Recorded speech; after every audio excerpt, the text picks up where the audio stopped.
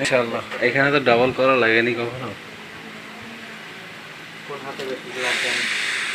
এই হাতে বেশি লাগে। এই হাতে বেশি লাগে।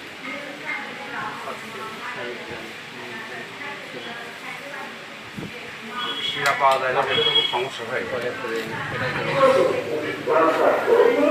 বসুন নাকি দেখি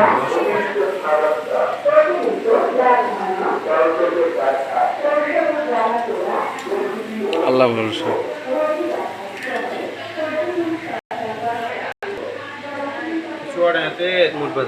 ইয়েতে হসপিটালে যে কটা দিলাম ভাই, সে কটা খুব দারুণভাবে নিছে।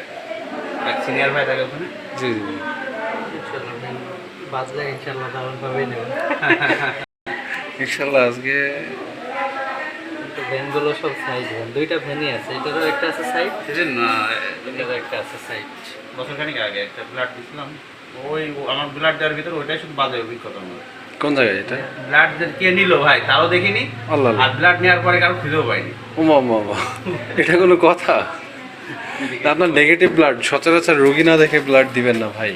না, একটা ইমার্জেন্সি রোগী আমার ওই গ্রাম থেকে পাঠাইছিল। ও আচ্ছা আচ্ছা। কিন্তু ওদের ব্যবহারই ওরকম ছিল, বড় লোক তো। ওই এই তো ঠিক বলেছেন, এই সমস্যা এই জায়গাটাই। বড় লোক তো, মানে সেই আমার যখন ব্লাড নেই কেউ আসেনি, আমি যাই সরাসরি ওখান থেকে দিলাম। আমার তখন আমার ফাইনালের পরীক্ষা ছিল। আচ্ছা আচ্ছা।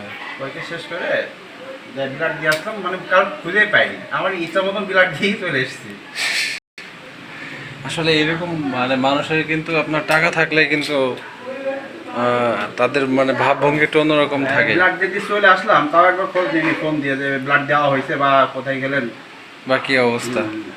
এটাই সবচেয়ে খারাপ লাগে বেশি। এবার দিয়ে মানে 19 বার রানিং হবে। যাক